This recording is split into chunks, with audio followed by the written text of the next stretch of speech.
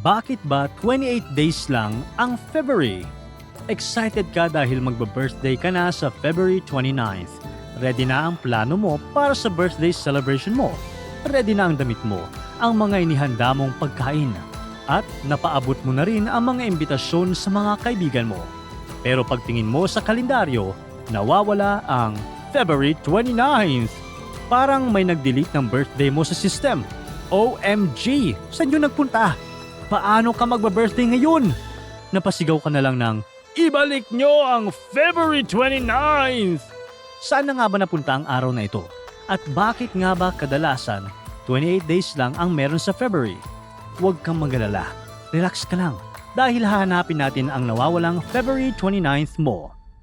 Ang ating kalendaryo o tinatawag na Gregorian calendar may 12 months pero may isang buwan na parang laging bitin. Ang January, March, May, July, August, October at December ay may tig 31 days. Ang April, June, September at November ay may tig 30 days. Pero ang February, 28 days lang. Minsan may 29 pero madalas wala. Bakit? Sinong nakaisip na bawasan ng araw ang February? Ganito, para maintindihan, kailangan nating bumalik sa Ancient Rome. Noong unang panahon, hindi pa 12 months ang kalendaryo ng mga Romano. Ayon sa Roman tradition, ang unang hari ng Rome na si Romulus ang gumawa ng pinakaunang Roman calendar at may 10 buwan lang ito. Nagsisimula ang taon sa March at nagtatapos sa December. Pagkatapos ng December, may bahagi ng winter na hindi binibilang bilang opisyal na buwan. Parang may blank space sa calendar habang hinihintay ang pagdating ng spring. Sa lumang calendar na iniuugnay kay Romulus, may 304 days lang ang isang taon. Kulang ito ng humigit kumulang 61 days kumpara sa tunay na solar year na mga 365 days. Hindi kasi nila gaanong pinapansin ang winter noon. Kapag malamig at halos walang digmaan o malalaking festival, hindi nila kailangan ng eksaktong petsa. Para sa kanila, babalik lang ang bilang ng buwan kapag nagsimula na ulit ang spring. Hindi ito accurate sa galaw ng araw. Pero sa panahon na iyon, sapat na iyon para sa kanilang pang-araw-araw na buhay. Ngayon, dahil March ang unang buwan, ang pangalan nito ay galing kay Mars, ang Roman god of war. April ay posibleng galing sa Latin na aperere. Ang ibig sabihin ay to open, tulad ng pagbukas ng mga halaman sa spring. May ay iniuugnay kay Maia, isang diyosa na konektado sa paglago. June naman ay mula kay Juno, reyna ng mga diyos sa Roman mythology. Pagdating sa sumunod na mga buwan noon, simple lang ang sistema nila, binibilang lang nila.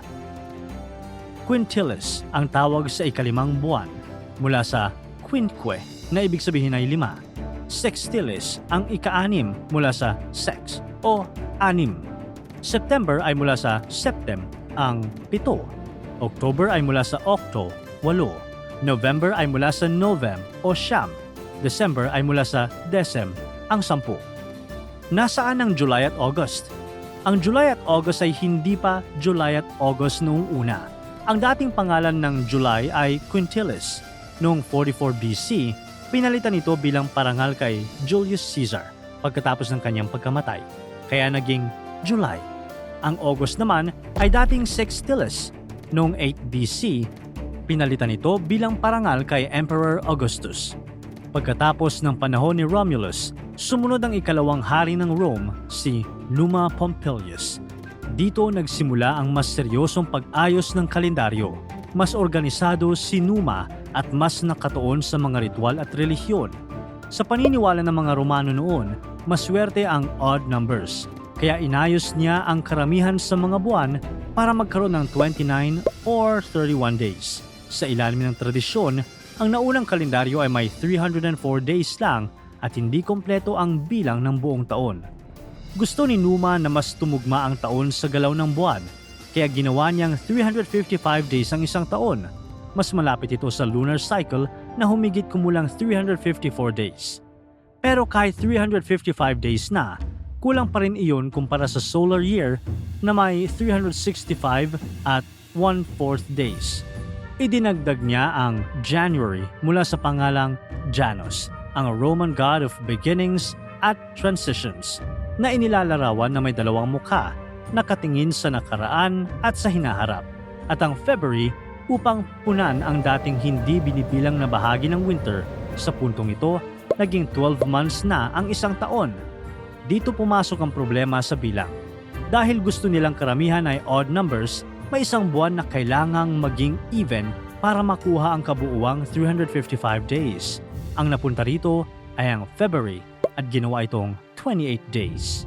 Oo, 28 even number na karaniwang iniiwasan nila, pero may dahilan.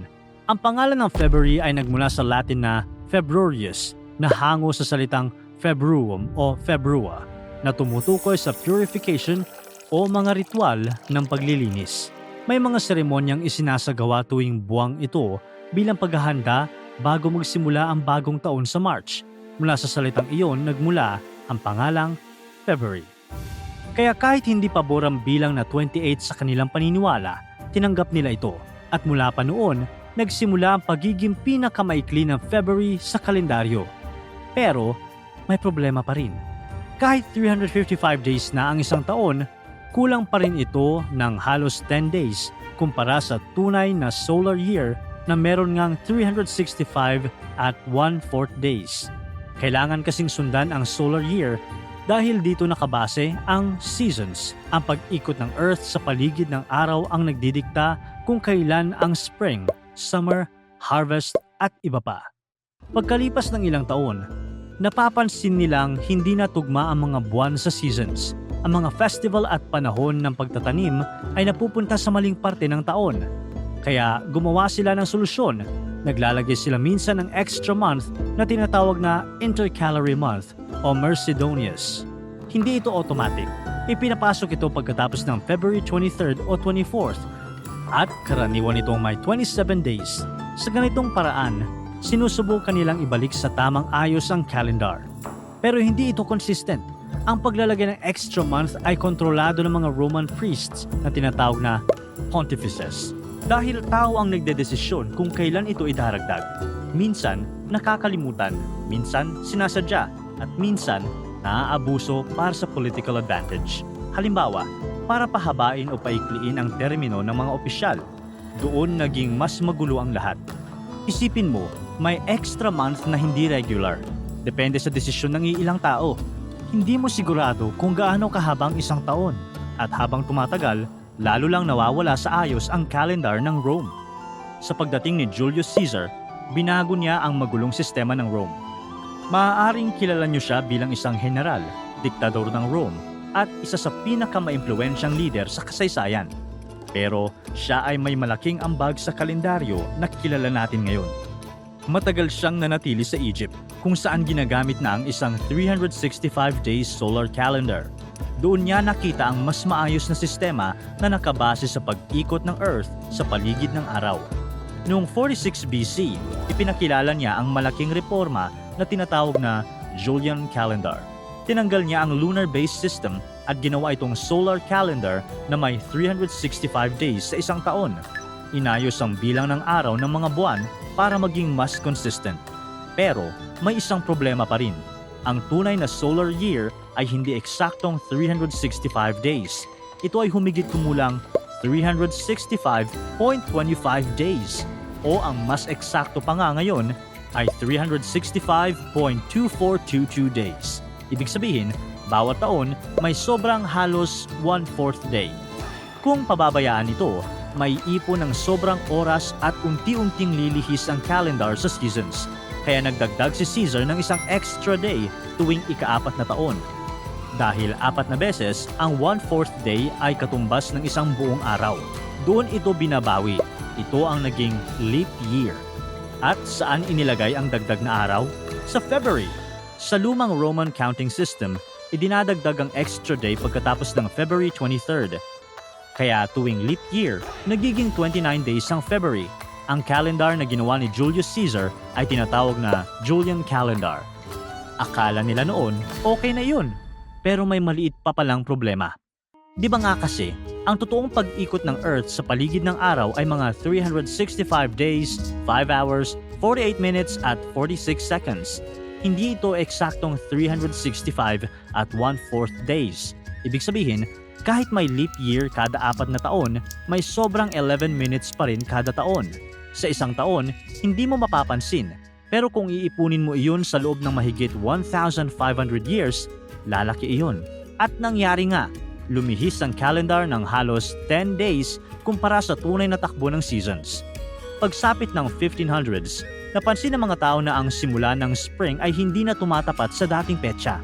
Unti-unting umaabante ang calendar, kaya noong 1582, inayos ito ni Pope Gregory XIII. Dito nagsimula ang Gregorian calendar. Hindi niya tinanggal ang leap year kada 4 na taon, pero nagdagdag siya ng isang correction.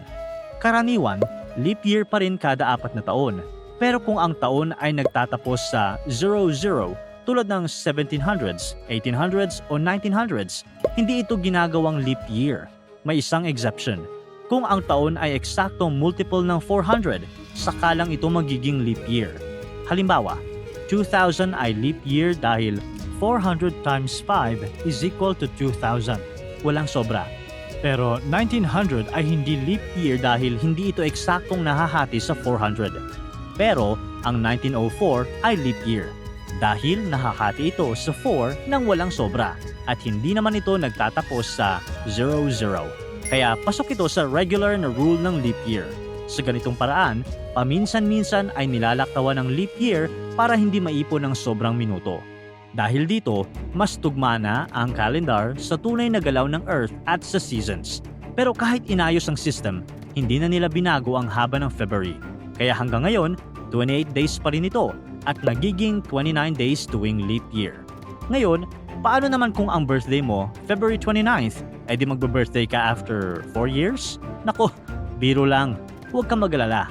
Pwede mong i-celebrate ang birthday mo tuwing February 28th o March 1st kapag hindi leap year. Ang February 29th ay hindi aksidente o trip lang ng mga Romano. Ang kalendaryong ginagamit natin ngayon ay resulta ng libu-libong taon na pag-aayos mula sa mga paniniwala ng ancient Rome sa reforma ni Julius Caesar hanggang sa correction ni Pope Gregory XIII. Lahat ng ito ay para lang masundan ng tama ang tunay na galaw ng Earth sa paligid ng araw. Para tuloy-tuloy ang saya at kwentuhan, huwag kalimutan mag-subscribe sa Bubbly YouTube channel at pindutin ang notification bell